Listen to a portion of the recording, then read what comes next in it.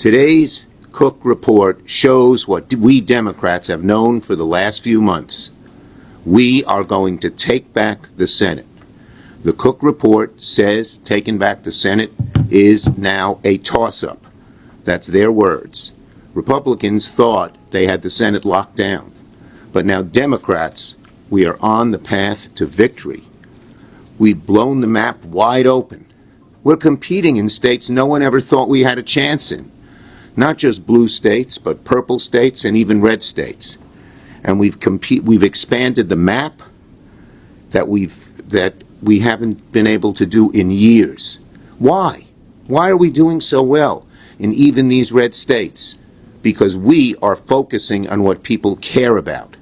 The costs, high cost of living, the chaos, whether it's in the streets of our cities or in Iran, and the corruption, the rampant and blatant corruption of Donald Trump, and the fact that Senate Republicans go right along with it and don't make any effort to stop it.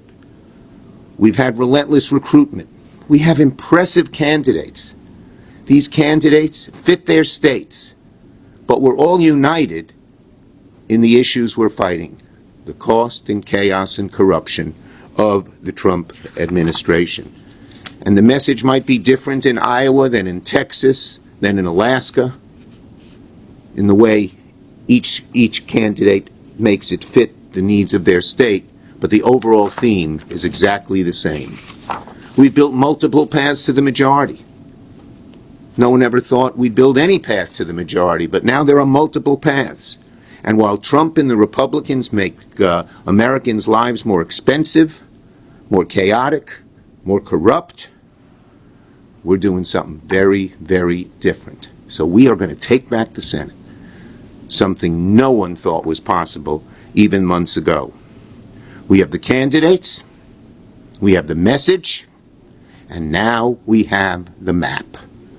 Republicans spent years counting on a Senate majority. On November 3rd, Democrats are going to take it from them. This Cook report is a recipe for Democratic success. Cook, recipe, get it? It's his joke. I think it works. Okay, we'll take questions on this subject. I wonder, what your take is. You have sort of surprising upset in Florida, right, with the candidate who certainly more to the left of the candidate backed by folks like you. What do you make of this rise of the DSA and what that could mean for the Senate? Well, we're a big tent party. And, not everyone has the same exact view on every single issue. But if you look at the overall issues, the costs that people pay, the chaos in the Trump administration, you see it daily, and the corruption. And the corruption, one of our candidates, Senator Ossoff, does this so well. He links how that corruption makes people's costs higher.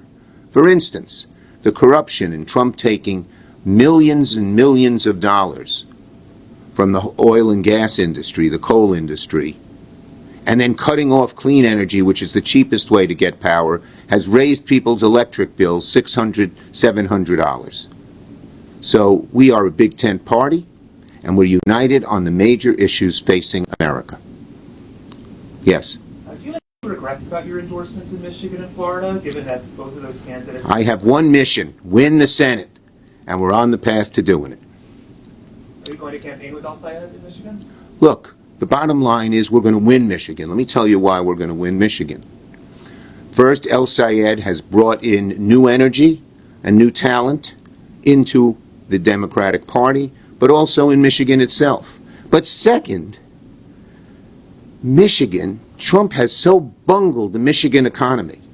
The numbers for Trump on how well he's doing in keeping costs down in the economy is in the low 30s. In the country, it's in the high 20s in Michigan. Why? He created a trade war with Canada. Anyone who's halfway decent as president knows that the Michigan economy and the Canadian economy are totally intertwined. And he's blown it. We're going to win Michigan. Okay? ISIS. Oh, yes, ISIS. They wanted me to say something on ISIS. You spoke with the FBI. Yeah. We spoke with the FBI, and thank God they've apprehended and arrested this person, who I would say was ISIS-inspired. I don't believe she's a member of ISIS, but she was ISIS-inspired. And this shows you the dangers of terrorism. We must always be vigilant. This is a few weeks before 9/11, where all of us were in such pain because of what happened. And here is ISIS, still at it, still trying to inspire people to do harm to us. But it also shows how good our law enforcement is. And they found this possible perpetrator. They found this evil person, and they stopped her in her tracks so she could do no damage. Do you think that some of the far-left Democratic rhetoric pushes people to do things like this? No.